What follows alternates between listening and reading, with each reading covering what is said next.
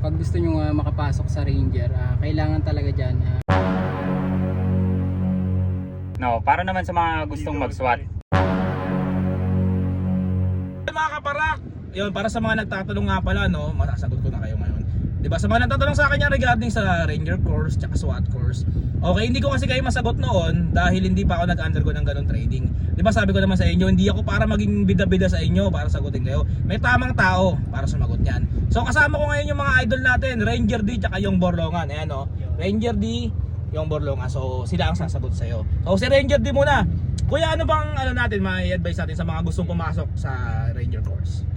yun. Syempre mga kabady, pag gusto nyo makapasok sa Ranger, kailangan talaga dyan well prepared ka, hindi lang sa katawan mo pati yung isipan mo, kasi yung training na yan ay hindi lang basta palakasan, kundi yung mental natin o yung ikisipan natin dapat prepared talaga. At saka syempre yung kung gusto mo talaga mag Ranger, kailangan ang kadalasan kasi na binabagsak ng estudyante dyan ay yung natin, map reading at saka land up. Ayan, mag-focus ka dyan sa map reading at saka land up, at saka syempre yung sa natin PFT. Ayan, ang mga bumabagsak din dyan yung inverted crawl at saka yung ating pull up. Kaya yun, kung gusto mo talaga makapasok sa Ranger, paghandaan mo talaga yan, kasi hindi basta-basta na training yan. Yun lang. Yun, maraming salamat Kuya Ranger D. So syempre kaya nga Ranger D pangalan niya, isa siyang Ranger, napakabisa niyan. So ito naman si Kuya Yong, sa mga tungkol sa SWAT, itong tatanungin natin, okay? Yun guys, no, good afternoon po sa atin lahat. Grabe, napakatikas ang sagot ni Sir Ranger D. Ayan guys, no, para naman sa mga gustong mag-SWAT. Siyempre, ito lang ang unang sasabihin ko sa inyo guys, no. Ranger, SWAT, magkaiba ng training na pinagdaanan, pero isa lang po ang layunin yan, ang maglingkod sa bayan, no? Tama yan, tamang-tama yan. Para sa mga gustong mag-SWAT. Sa SWAT po kasi mga ma'am sir, may qualification po dyan. May tinatawag na RMT.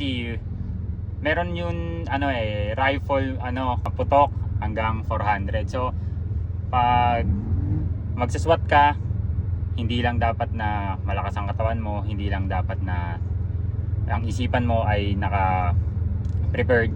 Dapat yung gamit mo na baril naka-prepared din. Syempre, hindi ka pwedeng papasok sa isang laban na kung ang gagamitin mo ay palyado, kung tinatawag nga nila na balagbag.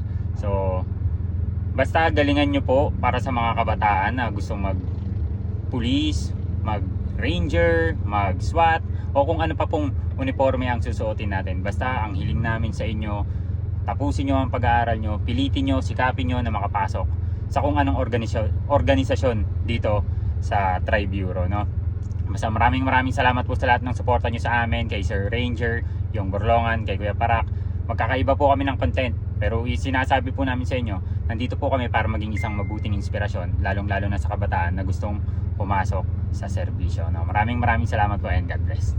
So okay, narinig nyo yung mga sinabi ng mga kuya natin, Kuya Ranger D and yung Borlongan. Napakabisa ng mga sinabi nila, no? Sundin nyo lang yon yung mga tips nila, dahil yun magiging guide nyo para makapunta dun sa mga pangarap nyo. And syempre palagi kayo magdasal, wag nyo kakalimutan yung kahit di kayo madasalin, magdasal kayo ngayon kasi meron nga kayo mga pangarap, di ba? So sama nyo na siya sa pang-araw-araw yung ginagawa para may gabay kayo, di ba? May gabay kayo sa buhay nyo. So kita-kits tayo sa serbisyo.